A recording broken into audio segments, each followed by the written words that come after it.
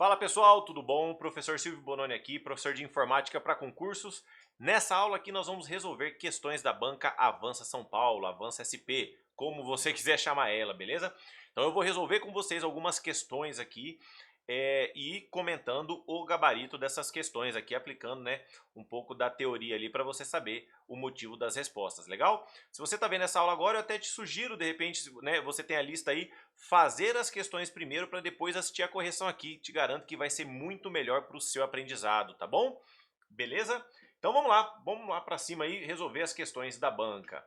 Então vamos começar aqui com a questão de número 1. Deixa eu pegar a minha caneta aqui. Vamos lá. Ele diz o seguinte, tá? Um ponto importante aqui, peguei muitas questões atualizadas, tá, pessoal? Questões aí que caíram nos concursos 2022, 2021, tá? Bastante questões, todas elas, no caso aqui, são questões atualizadas. Qual das alternativas abaixo é um software? A gente sabe que software é todo tipo de programa de computador, seja um sistema operacional, seja um software aplicativo. E hardware é a parte física da informática, legal? Então, quando ele fala assim, qual das alternativas abaixo é um software? Impressora é um hardware, ou seja, é um equipamento. Monitor é um hardware. Webcam, né, a câmerazinha aí de notebooks ou as que a gente coloca em cima do monitor, também é o hardware. Mouse é o hardware, mais o Mozilla Firefox, que é um navegador, né, que é o browser aí, programa para acessar as páginas de internet. Ele, no caso, é um tipo de software, legal? Então, beleza. Vamos lá agora aqui para só deixar aqui, né, o comentário, lembrando que todo tipo de hardware, né, é parte física, né, e software é todo tipo de programa, né, lógica, a parte lógica que a gente diz, né, do computador. E a parte de equipamentos, hardware. Número 2. Como podemos definir o disco rígido, né? O HD no caso, né? Como é que a gente pode definir o HD, que é um sistema de armazenamento, né? Ele é responsável pelo funcionamento conjunto do computador? Não, o conjunto não. O HD ele tem a finalidade dele que é muito específica, né? Então não é a letra A. Ele aqui, ó, dispositivo onde ficam armazenados todos os dados e programas do computador. Essa é a finalidade do HD, tá? O HD, a finalidade dele é armazenar, onde eu instalo os programas, o sistema operacional. Então, no caso aqui, pessoal, gabarito letra B, já tá aqui já, tá? HD é um software? Não, HD não é um software, ele é um hardware. HD é um equipamento, uma peça de computador, onde eu armazeno, instalo os programas e tudo mais, né? Então tudo fica instalado no HD. Dispositivo que faz processamento, ó, falou de processamento, ele está falando de quem? CPU, ou seja, processador. O HD ele armazena, não processa. É a porta de entrada do cabo para conexão com outros dispositivos, como impressoras, carregadores. Não, não faz sentido nenhum também aqui. Tá? Então aí confirmando o nosso gabarito, letra B de bola. HD, disco rígido.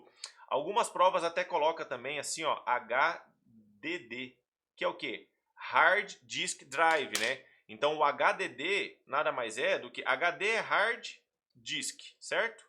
Legal? E HDD é Hard Disk Drive, né? O drive de HD. Então, que é responsável pelo armazenamento, tá? Então aqui bem tranquilo lá. Vamos lá então agora para a questão de número 3 aí, ó, 2022, questão número 3, bem recente aí, tá? Diz o seguinte: das alternativas abaixo, qual cita somente dispositivos de entrada? Quando a gente fala dispositivos, né, os periféricos no caso, o que são os periféricos? Formas de você inserir informação no computador, retirar, e alguns periféricos você pode inserir e retirar. Então, por exemplo, um periférico de entrada, o teclado é um periférico de entrada. Impressora, monitor é periférico de saída, porque a informação só sai do computador, né? Você não insere informação, por exemplo, pela impressora. Ah, Silvio, mas e se for uma multifuncional? Aí é um periférico misto. Quando a questão fala, por exemplo, um monitor toque na tela, né, touchscreen. Se falar só monitor, é só saída. Se falar touchscreen, ele pode ser misto, que é saída ou entrada que eu faço o toque na tela, tá? Então sempre que eu pensar em um tipo de dispositivo, eu tenho que avaliar. Por exemplo, quando eu penso mouse, o mouse eu só insiro informação para o computador com ele, eu não tiro informação do mouse, tá bom? Eu sempre penso no periférico sozinho, eu não penso no conjunto. Então vamos lá, ele quer somente periféricos de entrada. Então vou marcar aqui para vocês em amarelo o periférico de entrada. Mouse é entrada, teclado é entrada, mas monitor não é entrada, monitor é saída. Impressora é saída, monitor é saída. Plotter, gente, é um tipo de impressora. Às vezes ele coloca lá, plotter. Plotter é um tipo de impressora. Essa impressora é saída. Caixa de som é saída. A informação só sai da caixa de som. Mouse é entrada. Headphone é misto, no caso, né? O headphone é aquele que é o fone com o microfone. Tem os dois, né? Então ele é misto. Microfone é entrada. Eu estou falando no microfone, a informação está entrando para o computador. Teclado é entrada, mouse é entrada. Então a gente já sabe que o nosso gabarito aqui é a letra D. Multifuncional é misto. Câmera é entrada, monitor é saída, tá? Então multifuncional é o quê? Uma impressora multifuncional. Por quê? Porque ela tem, por exemplo, impressora que é saída e tem o scanner, né? Grava que o scanner é um dispositivo de entrada de dados, tá? Sempre pergunta sobre scanner é um dispositivo de entrada. Legal? Então, confirmando aí o nosso gabarito mesmo aí, letra D de dado. Beleza? Vamos lá, questão 4. Precisando formatar um computador antigo, qual dos requisitos a seguir pode ser crucial para decidir entre instalar um sistema 32 e 64 bits? 32 e 64 bits é a arquitetura do sistema, né? O Windows, por exemplo, ele tem nessas duas versões, tá? 32 ou 64 bits. Quando você compra placa-mãe, processador, esses equipamentos, essas peças, eles também vão perguntar para você sobre essa questão de arquitetura, tá? E o que vai mudar, além de, obviamente, uma arquitetura 64 bits, é para pessoas aí vão ter um desempenho melhor no sistema, né? Mas a principal característica é o seguinte, se o computador vai possuir menos ou mais de 4 GB de memória RAM. Por quê? Porque se eu escolho um processador, um Windows, tudo 32 bits, que vai sair um pouco mais barato, ele vai aceitar no máximo de memória RAM, né, 4 GB. Mas se eu quero, por exemplo, né, eu sou um gamer, por exemplo, quero lá instalar 16 GB de memória RAM, 32 GB, eu preciso comprar sistemas e equipamentos 64 bits ou x64, é a mesma coisa, né? x64, né? O 32 ele chama de x86, né? Se você vê x86 é a arquitetura 32 bits. Se você vê x64, está falando de 64 bits. Então isso na hora que você compra um computador, um sistema, essa configuração e você pode definir, né, qual que você vai escolher na hora de comprar, porque não dá para mudar depois, tá? E isso vai impactar diretamente na quantidade de memória RAM. Se você é um usuário mais básico, ali vai só acessar a internet, os 4 GB eles até vão te atender. Agora, se você precisa de mais processamento, mexe com muitas coisas, muitos programas, aí fotos, jogos, essas coisas, aí você com certeza vai precisar ter mais de 4 GB de memória RAM. Memória RAM é a memória que armazena tudo que você está usando no computador enquanto ele está ligado. Todos os programas, as páginas de internet, tudo que está aberto fica na memória RAM. Se você tem pouca memória RAM e trabalha com muitos programas, seu computador vai ficar lento. Então não é só o processador que é responsável, a quantidade de memória RAM também vai interferir, tá bom? Então aqui, gabarito letra B, os outros itens não vão fazer sentido nenhum aí, tá bom? Os outros itens não vão fazer sentido nenhum para o nosso problema aí, tá? Arquitetura 32 ou 64 bits. O processador, você pode escolher isso, e obviamente quando você escolhe o processador, o sistema operacional que você vai comprar tem que estar compatível ali, tá bom? Questão número 5 aqui, né? Para MGL Concursos. Vamos lá. A instalação de mouses, né? Olha só, a instalação de mouses, teclados e outros dispositivos ocorrem hoje em dia. Opa, tá tampando aqui o. Deixa eu baixar um pouquinho para não tampar para vocês aí. Aí. Então vamos lá. Isso, agora sim. Né, a instalação de mouses, teclados e outros dispositivos ocorrem hoje em dia quase de forma automática, pois o próprio sistema já reconhece o dispositivo após conectá-lo à máquina. Esse padrão facilitou muito a vida dos usuários por não precisar de nenhuma configuração a mais, apenas plugar e usar. Esses tipos de dispositivos são um padrão conhecido Como? Hoje em dia, galera, o que acontece? Antigamente, tá? Bem antigamente, até quando eu comecei a usar computador, se, por exemplo, alguém chutasse lá o cabo do mouse, por exemplo, e o mouse escapasse do computador, você tinha que reiniciar o computador, porque só plugar de volta ele não reconhecia. Eu tinha que desligar o computador, plugar o mouse e aí ligar o computador de novo, entendeu? Então, hoje em dia não. Aí o Windows 98, perdão, a partir do Windows aí 98, ele lançou um recurso novo chamado Plug and Play, que é Conecte e Jogue, tá? O recurso Plug and Play aí, né, para alguns dispositivos, para você não, para poder suprir esse problema de reiniciar. Isso aqui Hot in Play não existe. Periféricos, né, o dispositivo periféricos, que a gente já falou, periférico quer dizer entrada, saída. Mas olha só, o que acontece hoje, qual que é a porta que você usa? A porta de forma universal que você usa hoje, que você conecta e já usa. Eu conecto teclado, mouse, câmera, microfone, tudo. São o que? Os dispositivos USB, galera, tá? Toma cuidado aí. Não chama de plug and play. Hoje tudo é dispositivo USB. Os dispositivos USB que a gente conecta e já usa na hora aí nos sistemas operacionais, né? Então não preciso mais ter esse problema de reiniciar. Eu desencaixo um, já encaixo outro, tal, fica muito mais prático aí a nossa vida. Isso aqui veio da época do Windows 98, é só para confundir vocês, tá? Não é o recurso utilizado hoje. São todos dispositivos USB. USB quer dizer em português porta universal serial, né? Porta universal serial. Vamos lá, questão número 6. Sobre as categorias de periféricos, é correto afirmar que, né? Então, falando sobre periféricos aí, é correto afirmar. Vamos lá. Disco rígido, o HD, né? Ele está falando aqui do HD. HD é um periférico somente de saída. Todo dispositivo, grave isso, todo dispositivo de armazenamento, HD, CD, pendrive, HD externo, cartão de memória, né? Eles são dispositivos mistos, tá? Eles são mistos, quer dizer entrada e saída. Porque por um dispositivo misto, eu posso, ora, inserir informação, ora, eu posso retirar informação, tá bom? Então todo dispositivo aí de armazenamento ele é misto, nem é só entrada nem só saída. Óculos para realidade virtual é um periférico de entrada. Galera, os óculos de realidade, os chamados VR, né? Os chamados VR, que é realidade virtual, VR, realidade virtual, os óculos é como um monitor que você tem no óculos, né? Se é um monitor, é um dispositivo de saída, né? Não é entrada. Se é como um monitor ali que eu tenho no formato de óculos, ele é um dispositivo de saída.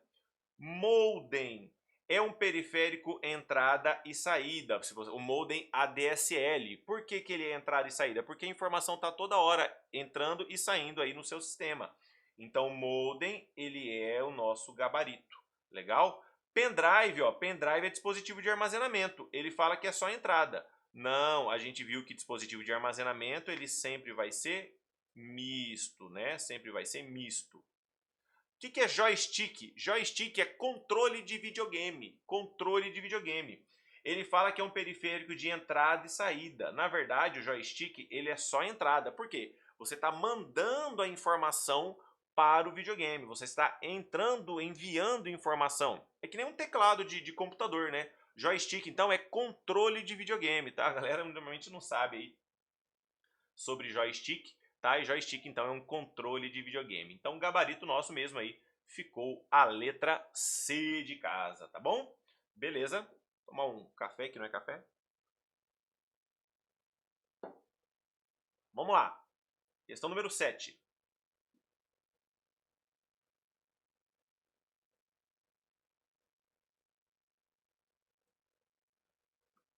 Número 7.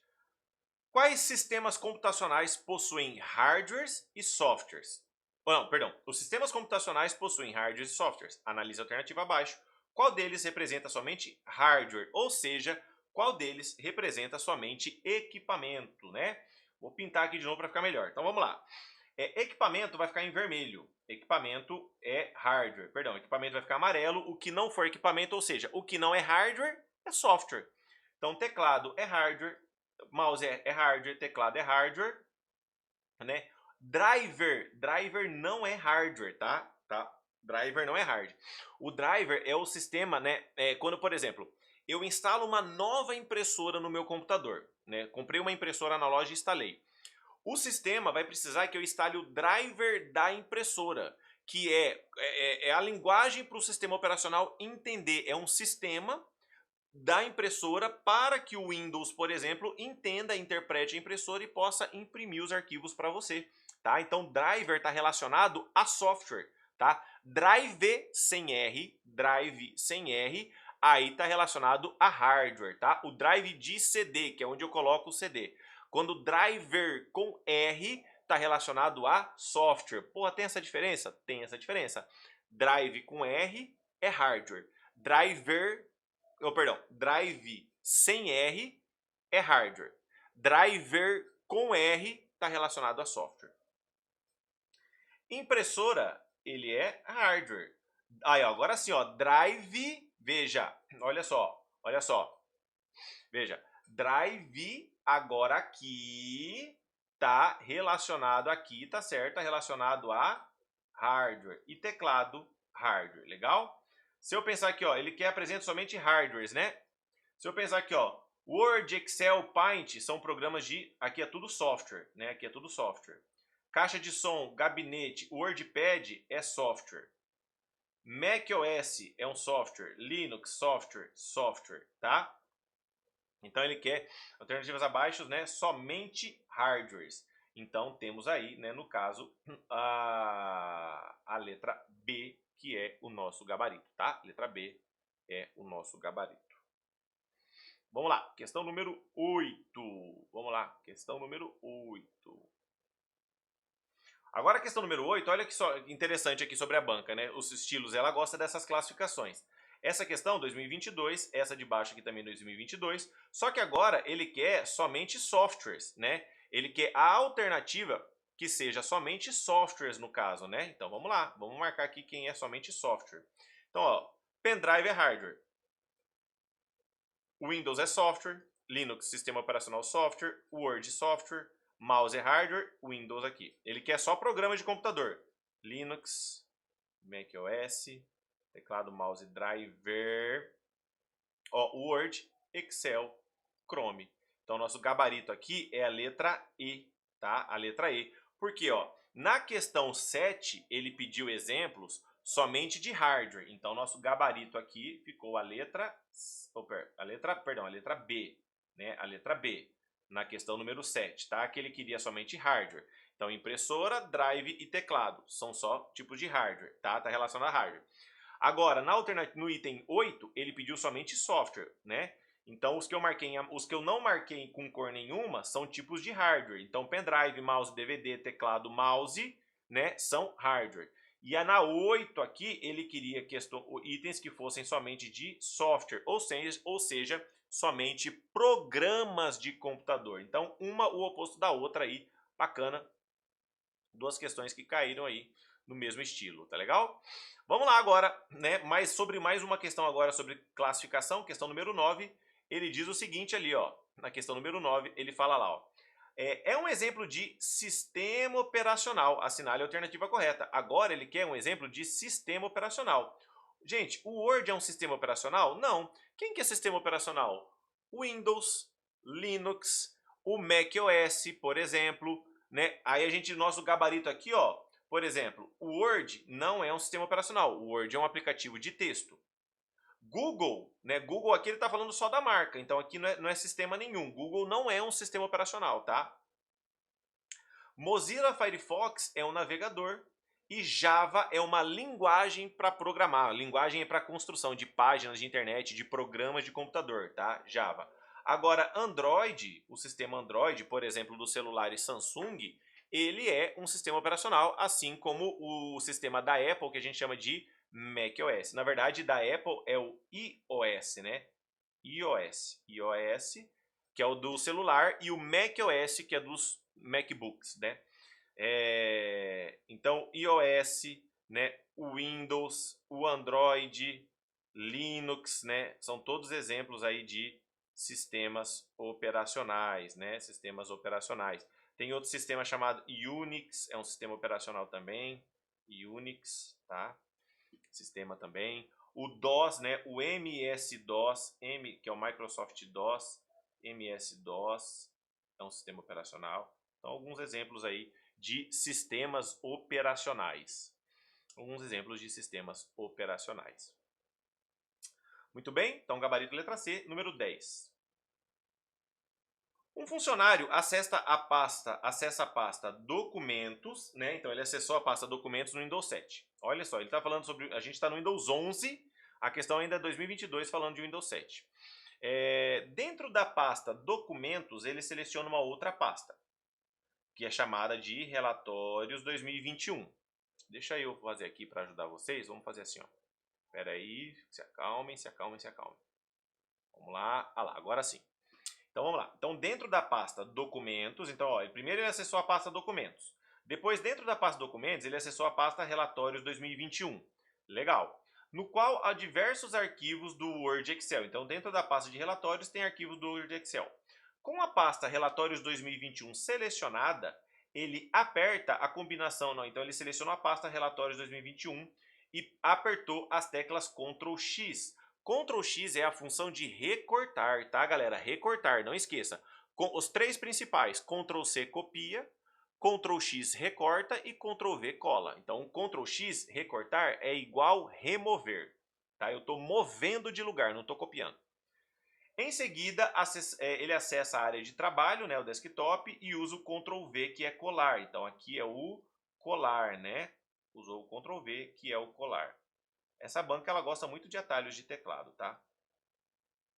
Beleza, nesse contexto é correto afirmar que a pasta Relatórios 2021 será movida para a área de trabalho, mas os arquivos do Word e Excel continuarão dentro da pasta Documentos. Não, se o arquivo do Word e Excel, você pensa o seguinte, ó, ele tem a pasta Documentos, tá? Essa é a pasta Documentos. Dentro dessa pasta Documentos, ele falou que acessou uma outra pasta que está aqui dentro, que é chamado de Relatórios, certo? Relatórios. Legal? Relatórios. Dentro dessa pasta, Relatórios, tem um arquivo do Word e tem um arquivo do Excel. Quando ele pegou e fez o seguinte, e selecionou essa pasta aqui, automaticamente os arquivos do Word e Excel vêm junto, tá? Então ele vai mover tudo aqui. Quando ele selecionar essa pasta e recortar a pasta Relatórios, tudo que está dentro dessa pasta vai ser movido junto, inclusive o arquivo do Word e do Excel. Então tá errado, letra A. A pasta Relatórios 2021 continuará dentro da pasta Documentos. Errado, porque ele, Ctrl X ele está movendo, ele está tirando de lá a pasta. A pasta Relatórios de 2021 continuará dentro da pasta Documentos. Errado, ele está usando Ctrl X, nem precisa ler o resto. A pasta, letra D agora, ó. A pasta Relatórios 2021 com seu conteúdo será, ó, movida da pasta Documentos para a área de trabalho, letra D é o nosso gabarito, tá? A pasta Relatórios 2021 com seu conteúdo será copiada. Não, copiada é o Ctrl C, tá? Se ele falasse Ctrl mais a letra C, aí seria essa letra, aí seria aqui, tá? Ctrl X move, recortar é mover, por isso o nosso gabarito é a alternativa letra D de Deus, tá bom? Beleza? Legal? Então vamos agora aí para a questão de número 11. Questão de número 11 aqui. A 11, deixa eu ver se cabe a 11 e a 12. Não, acho que não vai caber não. Vamos lá, questão de número 11. Diz o seguinte. Na área de transferência do Windows 7, o que é a área de transferência, né? Mais ou menos assim, quando você seleciona um item, que nem lá, a pasta tinha lá, a pasta relatórios da questão anterior, né? Tinha a pasta relatórios, né? Quando você seleciona essa pasta aqui, quando eu seleciono essa pasta vai para uma área que a gente chama, que é a área de transferência, tá? Ela vai para essa área de transferência. É uma área da memória, que fica lá guardado, a área de transferência. É uma área da memória do sistema operacional que fica lá aguardando, esperando para ver onde que eu vou colar esse item, tá? E aí o que ele diz aqui, ó? A área de transferência, eu copiei ou recortei um item, aquele item vai para a área de transferência. Quando eu copio outro item, por exemplo, aquele outro item sobrepõe e vai para a área de transferência do Windows, tá?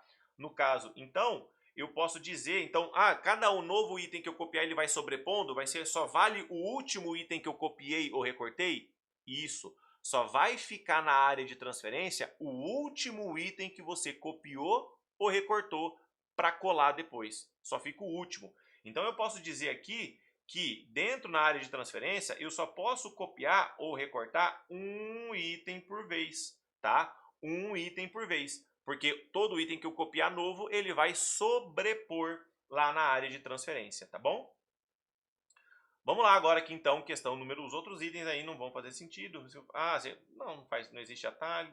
Não existe atalho, claro que existe. Ctrl C, Ctrl, né? Ctrl X, existe atalho sim. Se copiado, o item não pode ser colado quantas vezes o usuário desejar. Errado. Se eu colar, né? Só lendo as alternativas aqui, ó. Se eu copiar um item ou recortar, mesmo recortar, tá, gente? Se eu copiar Ctrl C ou Ctrl X, eu posso colar quantas vezes quiser, tá? Então tem atalho. Se um arquivo for recortado, ele pode... Aqui, ó. Se um arquivo for recortado, ele poderá ser colado mais de uma vez.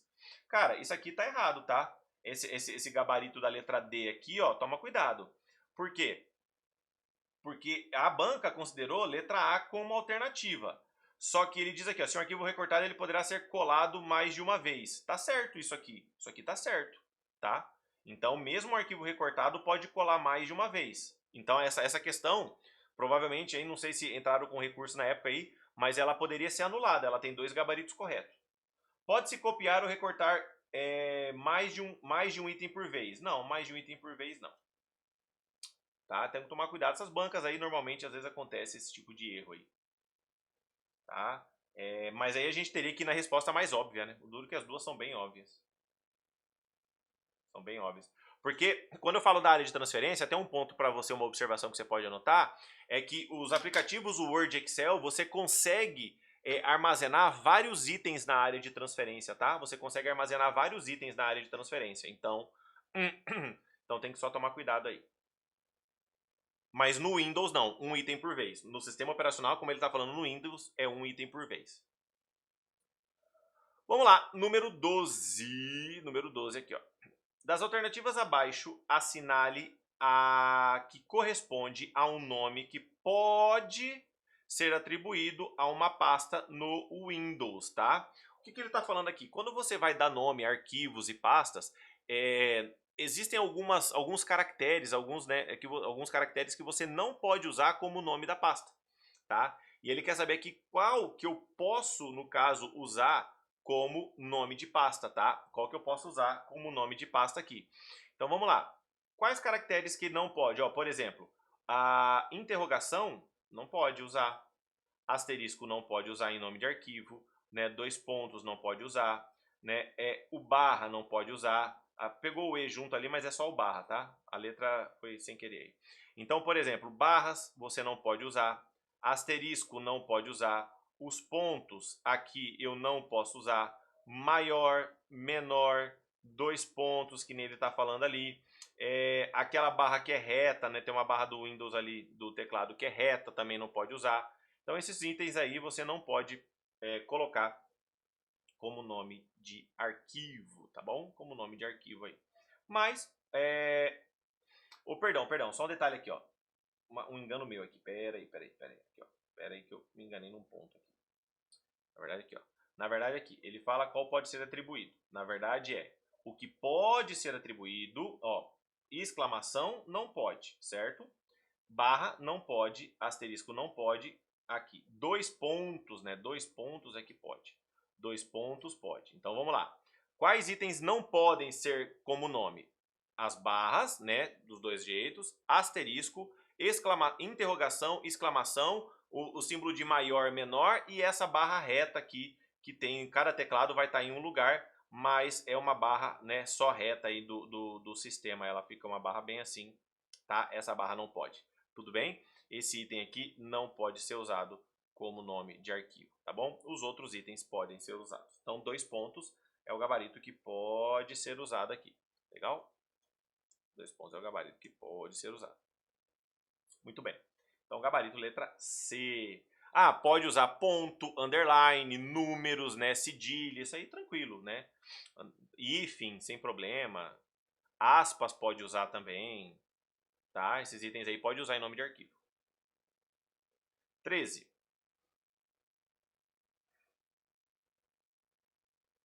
Vou colocar aqui, posicionar para vocês poderem ler bem. Aí. Questão número 13. A questão número 13 diz o seguinte: por padrão, os ícones de computador e painel de controle, por exemplo, na área de trabalho do Windows 7, vêm desabilitados, tá? Para serem mostrados, precisamos habilitar essa função. Assinale abaixo o caminho correto para chegar a esse menu. Então aqui é conhecer um pouco bem aí do sistema operacional, tá? Da parte de sistema operacional. Vamos lá, galera, dentro do o que é o painel de controle? O painel de controle é a parte de configuração do sistema operacional Windows, tanto a parte de software e hardware. Toda a configuração do meu computador eu vou achar dentro do painel de controle do Windows, tá? Lá tá todas as configurações. Se eu quiser instalar um novo idioma, desinstalar um programa, adicionar ou remover um usuário, parte de segurança, tá tudo lá, legal? Por exemplo, dentro ali da parte de sistema aqui do painel de controle, né, nem configurações, mas a parte de sistema, ele é a parte que eu vou ver as configurações, né, o que tenho instalado no meu computador, qual é o meu sistema operacional, processador, essas coisas. Então a letra A está fora. Aqui, essa banca tem uma característica de cobrar bem ali opções, né, várias questões sobre sistema operacional. Então um ponto de atenção ali, tá bom? Vamos lá. Área de configurações, área de trabalho e aparência. Galera, você não entra nessa opção de configurações, você vai entrar na opção do painel de controle, tá? Porque dentro do painel de controle, eu já vou ter a opção de aparência e personalização, né? No caso, lá eu já vou ter essa opção aqui, tá? Painel de controle sistema, no caso, é onde eu falei para vocês que a parte de sistema é o que você vai ver as configurações do seu computador, memória RAM, processador, versão do sistema operacional, essas coisas. Então não tem nada a ver com sistema, né? Personalização não tem essa opção no painel de controle de personalização, né? Então quando você entra no painel de controle, você não tem uma opção configurações. O painel de controle já é as configurações do sistema operacional, tudo bem? Então não é configurações aqui, é painel de controle, aparência e personalização, alterar ícones da área de trabalho, configuração dos ícones da área de trabalho, gabarito letra C, tá? É legal sim você entrar dentro depois aí, né, conhecer bem as opções do painel de controle do Windows, se você vai fazer a prova dessa banca, porque a banca, né, costuma ter cobrança aí, várias questões de sistema operacional, que na maioria das bancas não é um assunto tão cobrado, mas para essa banca ela tem muitas, né, questões sobre esse tópico aí. Então conhecer bem os detalhes do sistema operacional, tá? Vamos lá para uma questão de Word agora, uma questãozinha de Word que diz ali, ó, analisa a imagem a seguir, retirada do Word 2010, poderia ser 2010, 2013, 2007, 2016, não importa, qualquer uma dessas versões de 2007 para frente, de 2007 até agora, valeria essa resposta, tá? Então é uma preocupação que os alunos têm normalmente com a questão da versão, e eu falo para vocês, essa questão de versão ali, se for Word 2007 até 2019, por exemplo, ou o 365, né? Essa seria a mesma resposta. E ele pergunta, esse guia que é do grupo parágrafo, esse grupo parágrafo aqui, ele pertence a qual guia, né, do Word? Todas as opções de grave isso, todas as opções de formatação do Word sempre vão estar na guia. Aí alguns vão falar formatar. Não existe guia formatar, tá, galera? Não existe guia formatar. Guia formatar tinha nas versões muito... Guias não, né? Menu formatar tinha nas versões muito antigas do Word. Hoje a gente não tem mais a guia formatar. Hoje a gente tem a guia página inicial. Quando fala de opções de formatação, fonte, cor, parágrafo, né, que nem tá aí, preenchimento, alinhamento, marcadores, né, o botão aqui, ó, marcadores, numeração, por exemplo, que é esse botão aí, né? Então, todos esses itens, o grupo parágrafo de formatação fica na guia página inicial. A guia edição não existe. Inserir imagens, inserir cabeçalho e rodapé. Revisão, por exemplo, ortografia e gramática, controle de alterações. E exibição, exibir a régua, tirar a régua, layout de impressão, né, a forma que eu estou vendo a página do documento. Então é importante aí conhecer algumas principais opções das guias do Word. Eu vejo que a característica dessa banca é muito mais voltada para você conhecer, né, no caso, conhecer os aplicativos do que só a questão de edição dos aplicativos, tá? É conhecer os aplicativos mesmo, os detalhes deles aí. 15. Como eu falei para vocês, é uma banca que gosta muito de questões sobre atalho, tá? E aquele que é o seguinte, ó, do Word, qual é o atalho utilizado para imprimir um documento? Então, vou colocar aqui, ó, nessa ordem que tá aí, ó, T, I, P, né? Ctrl T, selecionar tudo. Ctrl I, itálico, né? Formatação itálico. Ctrl P, que é o nosso gabarito, imprimir. Ctrl C, copiar. Ctrl S, sublinhar, né? Então, fica aí os atalhos e ele quer de imprimir, gabarito, letra C. Esse é o nosso gabarito aqui, letra C. Legal? Muito bem. Beleza, que tranquilo aqui, vamos para cima. 16. Em se tratando do Word 2010, pode-se dizer que os documentos elaborados são salvos com a seguinte extensão. Ó, tá falando de extensão do Word. Do Word, de novo, a regra. Se tá falando do Word 2007 para frente, vai ser 2007 em diante, tá? 2007 até agora. A extensão padrão é a .docx. Se falar anterior, as versões antigas a 2007, é a .doc, tá? .doc.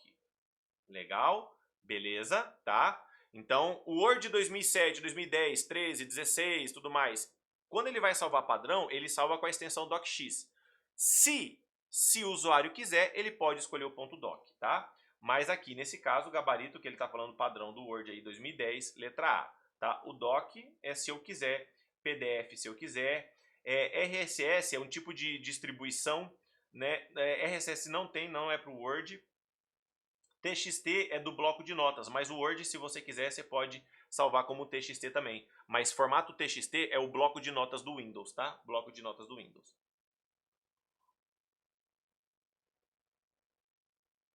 Bloco de notas, tá bom? Vamos lá. RSS é um formato de distribuição de notícias, tá, gente? Aqui agora, ó. 21. Outra questão sobre atalhos. Assinale a tecla de atalho utilizada para abertura de um novo documento. Então, vamos ver quais são os atalhos que eu tenho aqui, ó, nessa mesma ordem. J, justificar, alinhamento justificar, né? Ctrl O, novo documento, que ele quer, que é o nosso gabarito aqui. Ctrl V, colar. Ctrl A, abrir documento. Ctrl T, selecionar tudo, tá? Selecionar tudo. Então, aí você tem já, né, no caso, estes pontos aí, tá? Então, como ele quer de novo documento, é o Ctrl O, tá? Ctrl O, de novo documento, tá? Mas já fica dos outros itens aí. Então, e assim, eu falo para você que esse estilo de questão, que nem a 17, a 15 que a gente fez, que é atalho, a banca tem várias questões desse estilo aí, tá? Sobre atalhos. Então, é uma banca que daí eu falo, reforce o seu estudo sobre atalho. Use os atalhos no dia a dia, né? Bate duro em cima dos atalhos de teclado, né? Atalhos de teclados do Word. Lembrando que a gente está falando aqui do Word, mas cai atalhos de teclado também para Windows, por exemplo, também cai bastante. Mais uma questãozinha aqui, que ele diz ali, ó, a imagem do ícone abaixo, então essa imagem aqui, vamos colocar ela bem para vocês poderem ver aí, ó, essa imagem representa qual função no Microsoft Word, né? Qual função que ela representa aqui? Veja que ele está, no caso aqui, pessoal, ele está só marcando essa parte aqui, ó. Essa parte aqui que ele está marcando, certo? Então, presta atenção. Tudo bem? Só essa parte que ele está marcando aí. Então, eu posso pensar o seguinte, ó. Esse item aí, por exemplo, eu posso dizer que é a parte de colunas. Tem alguma coisa, você acha que tem alguma coisa a ver com as colunas, por exemplo? Não, né? Não tem nada a ver com colunas. Não está dividindo o meu documento, né? Por exemplo, dividindo um documento, né? No formato, né? Na questão de divisão de colunas, por exemplo. Não tem nada a ver, tá? Ele não está dividindo nada disso. Então não é colunas. É uma tabela, esse figura 1? Nada a ver com tabela. É uma figura? Não. Né? É uma forma? Não, forma seria se ele tivesse lá um triângulo, um quadrado, um círculo, isso aí são formas, tá? Mas Isso aqui, esse que está marcado em verde é a legenda, né? A legenda de uma foto. Ele inseriu uma legenda. A figura 1 é a legenda, bem aqui, né? É padrão aí, bem óbvio aí, esse ponto, tá bom? Então, legenda aqui tá bem intuitivo essa questão. 19. Veja a imagem abaixo e determine corretamente qual a função ela congrega no Microsoft Word. Olha só, então deixa eu tirar minha tela aqui para vocês poderem ver bem a imagem. Então dá uma olhada aí nessa imagem que ele começa no item 1 aqui, tá? Então no item 1, que é aqui, a imagem ela começa aqui, ó. Tá? Selecione os parágrafos nos quais deseja controlar as viúvas e órfãos. Na guia página início no Word ou na guia Formate Teste em um e-mail Outlook, selecione aquele botãozinho ali, né, que é para você abrir mais opções. Selecione aí guia, quebra, linhas e páginas, tá o menu, né?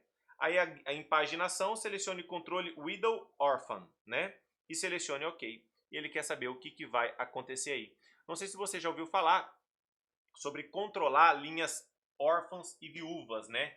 O que quer dizer isso aí? Em uma página de documento, por exemplo, né, vou pegar aqui uma página e outra página começando aqui, tá? Duas páginas aqui, vamos supor.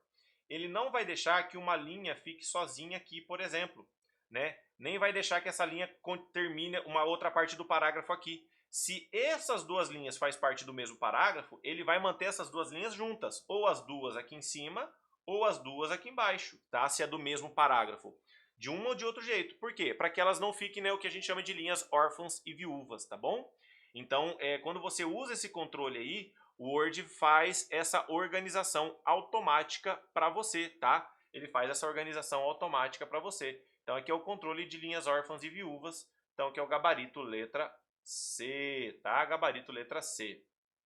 Os outros, tanto que ele já até fala aqui também, né? Ele já fala aqui nessa parte aqui, já dá a entender pra gente sobre o que ele vai falar. Então, isso aí que quer dizer o controle de linhas, né? Não vai deixar uma linha sozinha no final ou sozinha no início da página lá, quando ela faz parte do mesmo parágrafo.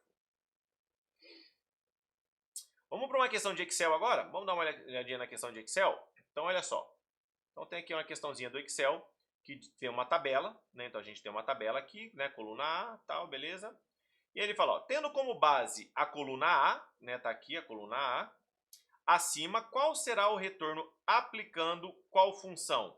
Ó, essa função aqui, ó, de A1 a A15, conte ponto valores no intervalo de A1 até A15, ó, até aqui, ó. Esse é o intervalo de A1 até A15, legal? De A1 até A15. Espero que vocês estejam vendo bem aí o intervalo que eu marquei. Até mudei a cor aqui. Tá? Ele fala, primeiro, o que o conte ponto valores faz, tá, galera? O que conte ponto valores faz? Conte ponto valores conta as células preenchidas com qualquer coisa, ou seja, conte ponto valores conta as células não vazias, conta as células que não estejam vazias, tá bom? Então, quando eu faço esse intervalo aqui e vou contar, né? Porque eu tenho, por exemplo, conte.num. Se fosse conte.num, ele contaria somente as células preenchidas com valores numéricos.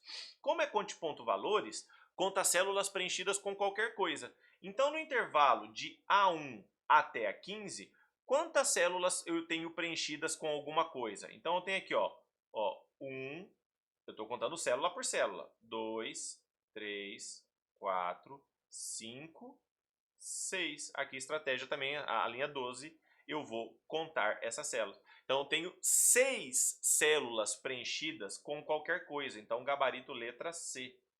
Se fosse conte.num, aí a resposta seria a letra B, tá? Porque eu só ia contar as células preenchidas com valores numéricos, né? Só ia contar seriam 5 células preenchidas com números. Então veja que conte.valores ou conte.num não vai somar nada, só vai contar células preenchidas, tá bom? Só conta células preenchidas.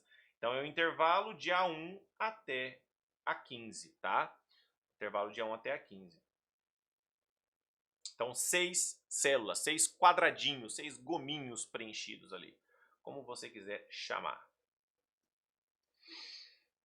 Questão 21.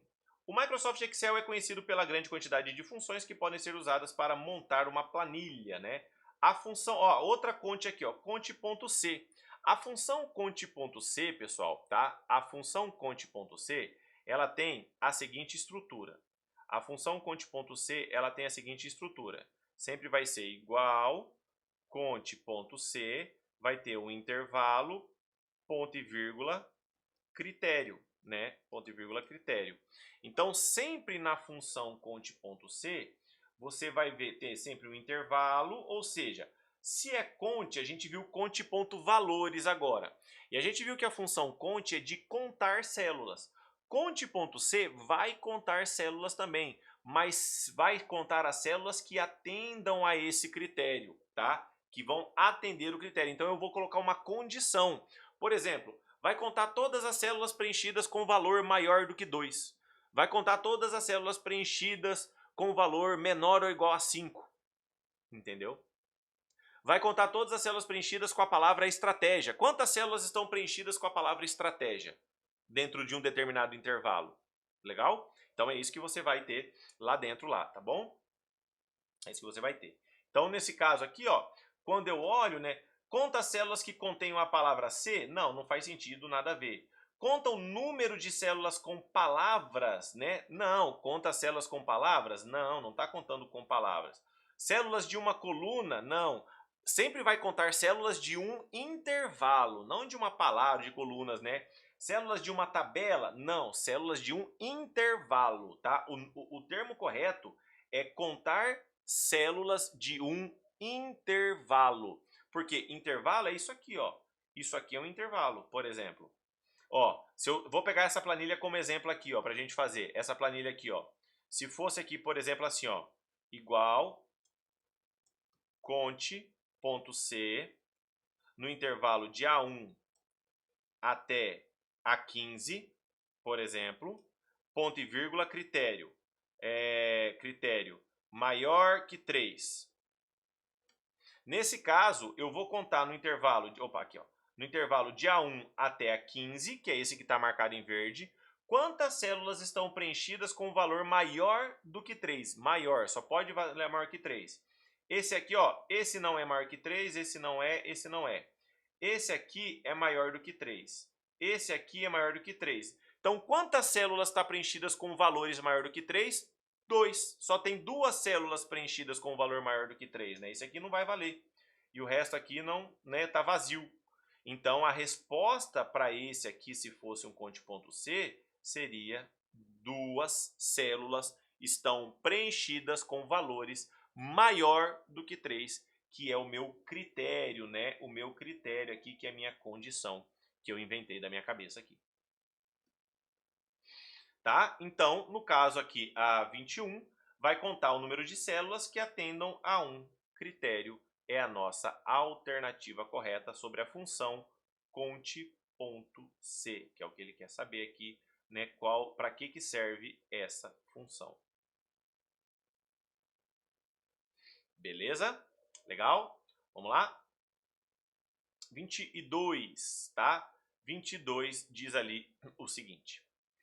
Responda abaixo escolhendo a opção que diz o que faz a fórmula OU.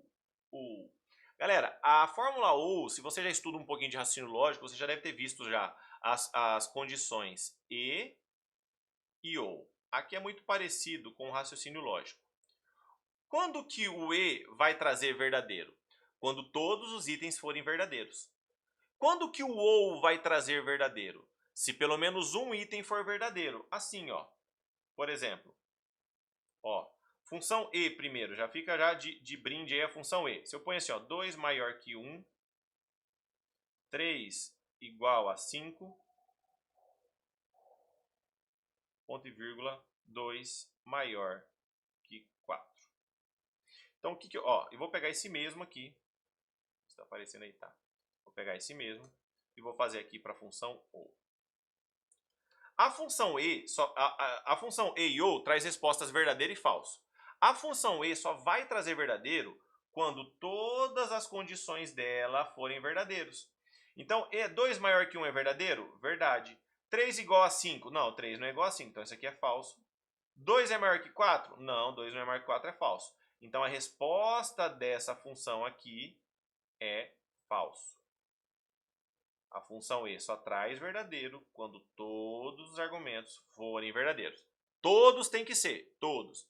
Agora olha o ou. 2 maior que 1, verdadeiro. 3 igual a 5, é falso. 3 não é igual a 5. 2 é maior que 4? Não, falso também. O ou, ele vai trazer verdadeiro se pelo menos um dos argumentos forem verdadeiros. Então a resposta que essa função vai trazer aqui é verdadeiro, tá? Verdadeiro. Entendeu? Então, esse é o ponto, né, dessa função aqui. Sabendo isso agora, ele está perguntando sobre a função ou, né, a gente pode ver que a ou vai... Cadê? A ou aqui, vai ver lá, ó. Confere se dois testes lógicos são verdadeiros ao mesmo tempo. Ao mesmo tempo não, né? Quem confere se os dois testes lógicos é verdadeiro ao mesmo tempo é a função e. Confere se o valor inserido em uma célula é igual ao especificado? Não, não é o trabalho da função ou aqui. Identifica se o resultado presente em uma célula, que geralmente contém outra fórmula, é um erro. Essa função aqui, se eu não me engano, é a ser erro, né? Ser erro aqui. Confere se apenas um de dois testes lógicos é verdadeiro. Sim, esse é o trabalho da função ou. Ele coloca de um jeito meses de diferença, se existe entre duas datas, quantos meses vai ser, se eu não me engano, é a função, na verdade não meses, mas ela vai calcular dias, né? A função dias, se eu não me engano, tá? Dias vai calcular a diferença entre duas datas, tá? Quantos dias tem de diferença entre duas datas? Função dias, tá? Mas o ou, no caso que ele está pedindo, vai calcular se pelo menos um dos testes lógicos é verdadeiro. Tá bom? Vamos lá para a questão 23, ainda do Excel. Uma planilha aqui, e ele diz para a gente o seguinte. Vamos lá. Na célula A3, que é essa célula aqui, foi digitada essa fórmula aqui. Olha só, pessoal. Soma de A1 até A2 e depois um dividido por 2. A soma de A1 até A2 é 90, ó, A1 até A2. É somar aqui, ó, 90 mais 10. 90 mais 10 é 100. Depois que eu fiz a soma, eu tenho que fazer essa divisão por 2. Né? Aqui, ó, agora eu faço a divisão por 2. 100 dividido por 2 é igual a 50. Né? Primeiro eu faço o que está dentro da função. Eu fiz só a função aqui, ó. Depois que eu vou fazer o que está fora da função, né? O que está em azul ali, ó. Depois eu faço o que está fora da função. Primeiro só o amarelo, aí eu tiro um valor dali. Depois o que está fora, tá bom? Sabendo isso aqui, a gente pode marcar, então, que a alternativa correta ali, que ele diz, ó, nesse contexto, o valor 100 será exibido? Não. Na letra A, não. Valor 9? Não. Letra C, o valor 50 será exibido na célula A3. Está aqui, ó, 50, que é onde ele fez a fórmula gabarito, letra C. Tá? Bem tranquila, bem fácil aí essa questão, tá? Só fazer a continha ali, né? Saber um pouquinho de fórmulas. A banca costuma cobrar essas questões das fórmulas aí, então fique atento. 24. Outra aqui, ó. Em uma planilha do Excel mostrada na figura abaixo, uma pessoa digita na mesma célula A3. De novo aqui, ó, uma fórmula que a gente tem aqui. Deixa eu melhorar para vocês aqui. Uma fórmula aqui, vamos colocar aqui para visualizar tudo.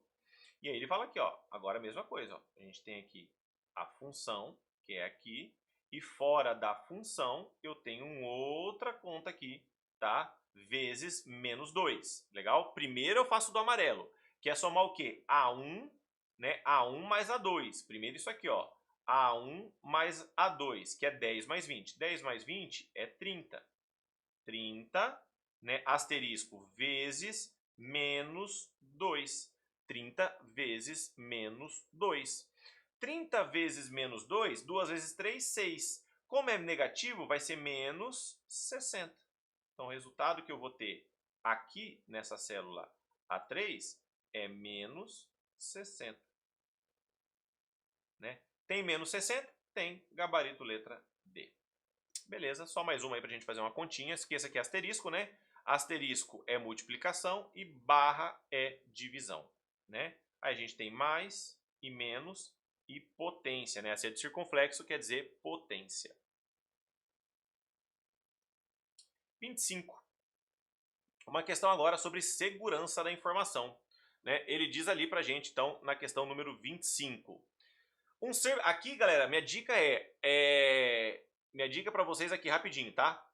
Baixem a cartilha de segurança para a internet. Entra no Google, digita lá cartilha de segurança PDF. Esses pontos de segurança são todos tirados da cartilha de segurança, tá? Então é um material gratuito que você pode baixar, ter salvo no seu celular, no seu computador e vai te ajudar. Esse é o material que manda sobre segurança, né? Sobre as ameaças, definição de vírus, worms, spywares, tá tudo na cartilha. Então no Google, cartilha de segurança PDF, baixa lá. Então vamos lá.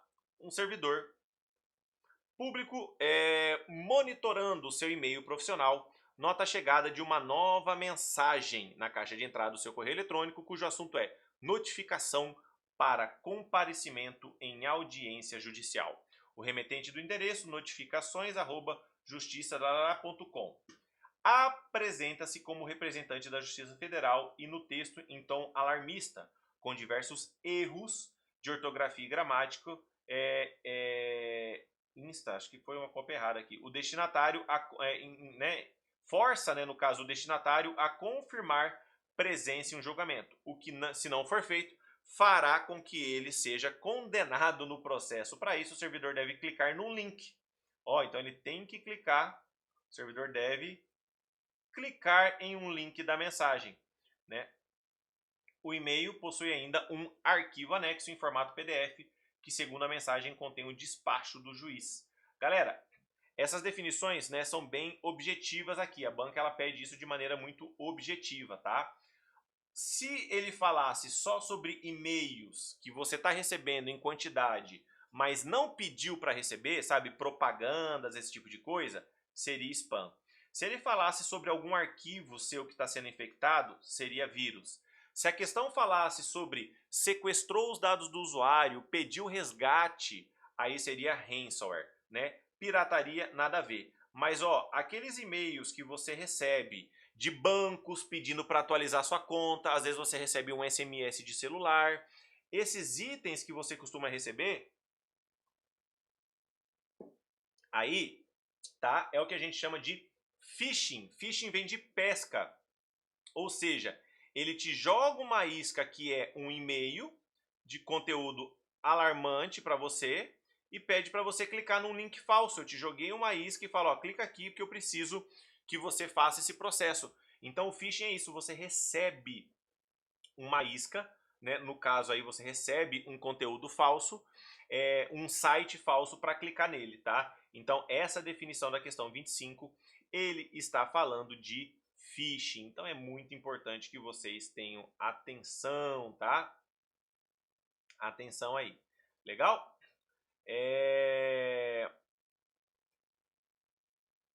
Agora, é interessante o seguinte, tá vendo? Essa questão aqui, no caso, de acordo com as respostas, só sobrou pra gente phishing, tá?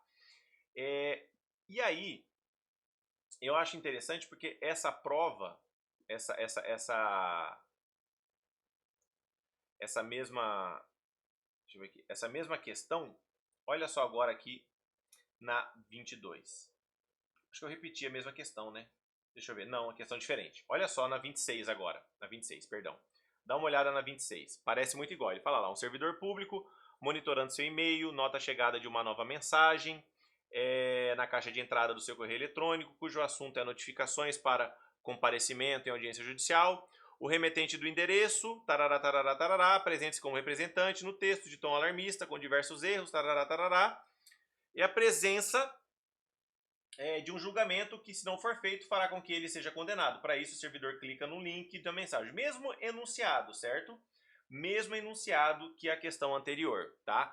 Mas agora, se você olhar as alternativas, ele não tem phishing, Tela azul é quando algum sistema lá, o Windows, dá um problema da tela azul, que a gente chama, o despejo de memória lá, dá um problema no sistema com a memória RAM. Pirataria não faz sentido.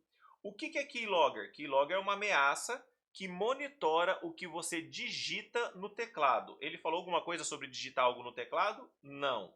Ele falou alguma coisa sobre um programa que vai infectar os arquivos do usuário? Não também, então não é vírus. E aí, nesse caso, nessa questão, o gabarito que a banca considerou era spam, certo? Por não ter phishing, porque vamos entender só um detalhe aqui, ó, vamos entender uma coisa importante.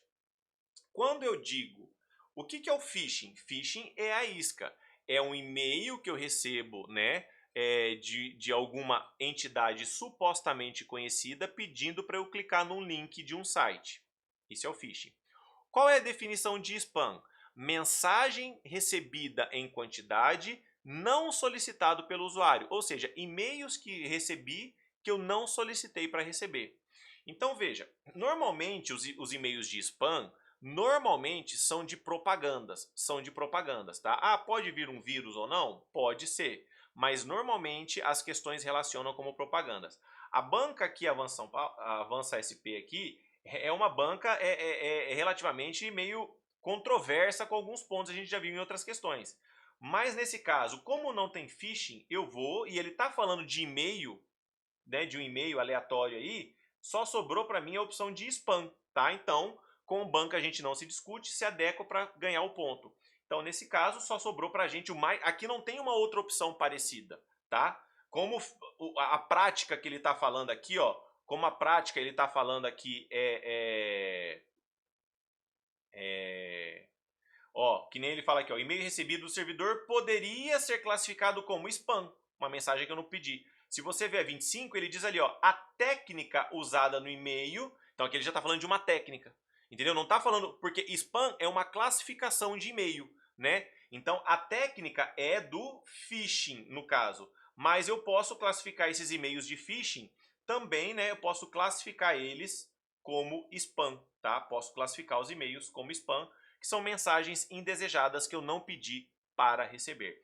Então, fica bem atento com essa banca aí, com as situações, tá? Não queira discutir muito com a banca.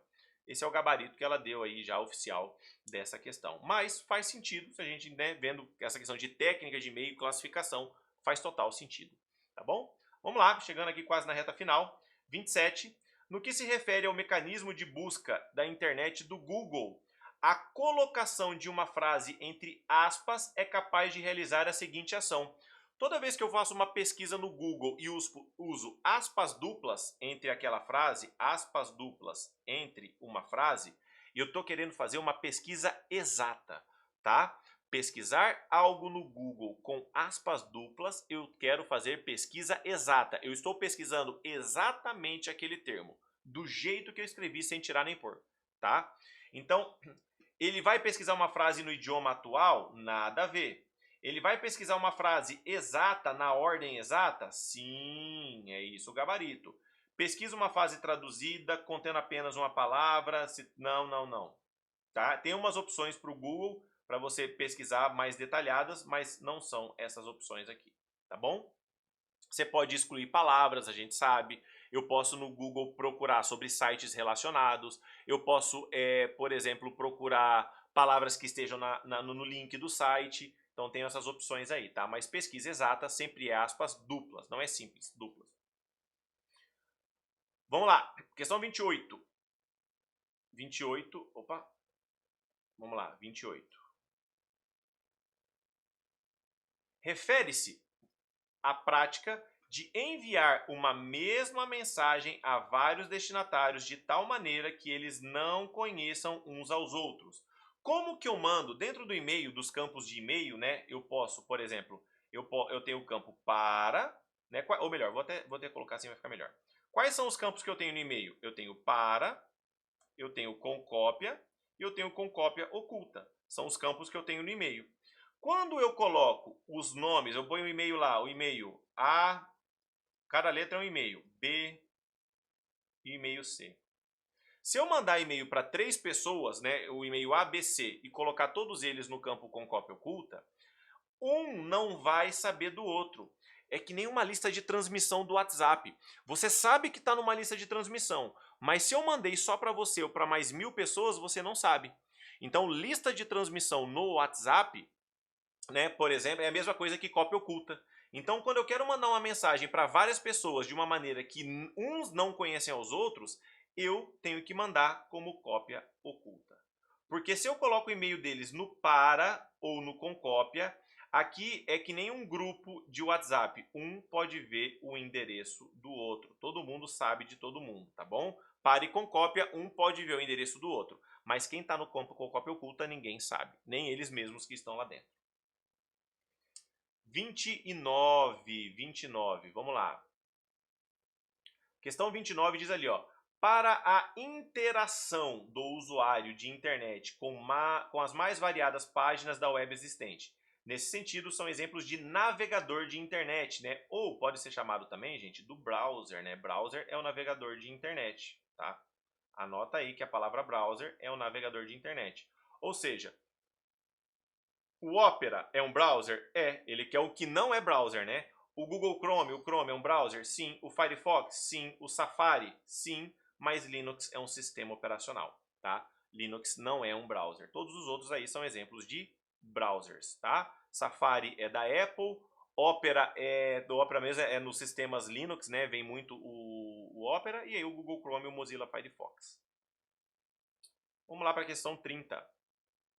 Questão 30, que vai falar assim pra gente. Uma pessoa,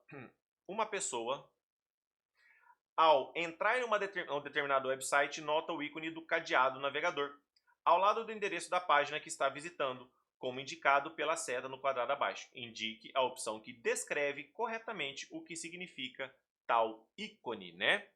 Vamos lá.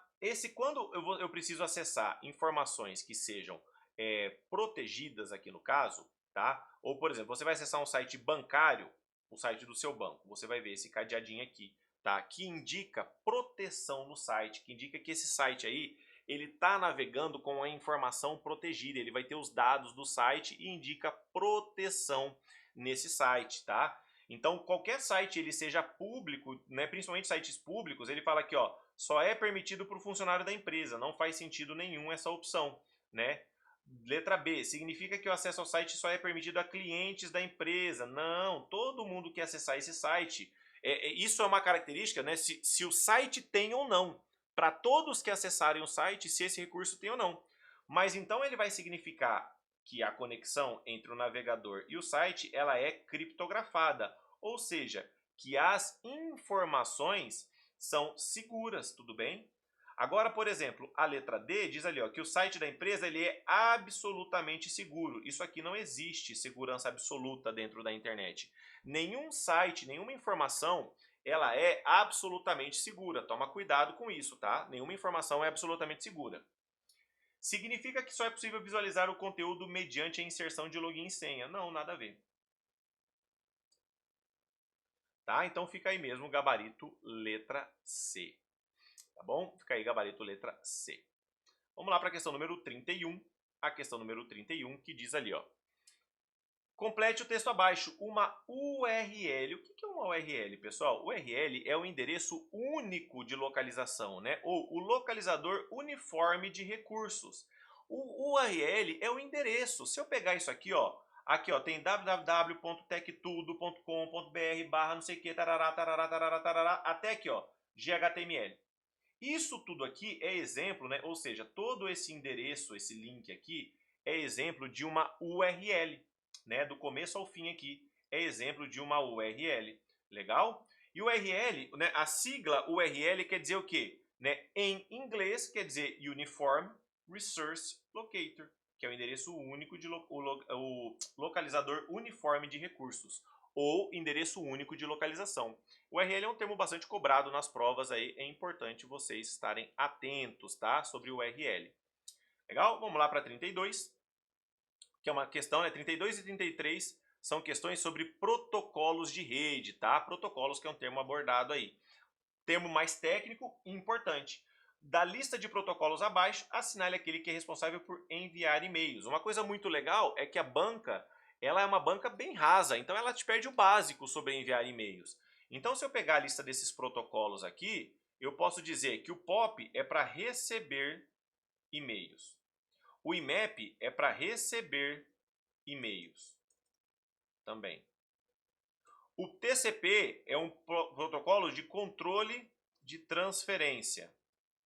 O SMTP é o protocolo de envio de e-mails, que é o nosso gabarito. E o IP, que é o protocolo de internet, né? Protocolo de internet. Então aqui, né, a gente saber o SMTP, quando falar sobre envio de e-mails, né, até tem um mnemônico que chama sua mensagem tá partindo, né? O envio ou entrega de e-mails, galera, quer dizer a mesma coisa, tá? Envio ou entrega de e-mails quer dizer a mesma coisa. 33 ali, sobre protocolos também, ó. Sobre protocolos também. O protocolo utilizado para navegação em sites da internet, que funciona como uma conexão entre o cliente e o servidor e tem uma camada de proteção. Se ele falasse sobre protocolo para navegar nas páginas de internet somente, seria a resposta letra C. Se fosse só aqui, né? Então, vamos lá, de novo, na ordem aqui. Quando que eu sei que a questão está falando do protocolo FTP? Quando falar de transferência de, vou até colocar aqui, ó, arquivo. Quando tiver lá transferência de arquivo, está falando de FTP. IMAP, a gente viu que é um protocolo para receber e-mails. HTTP é transferência de hipertexto.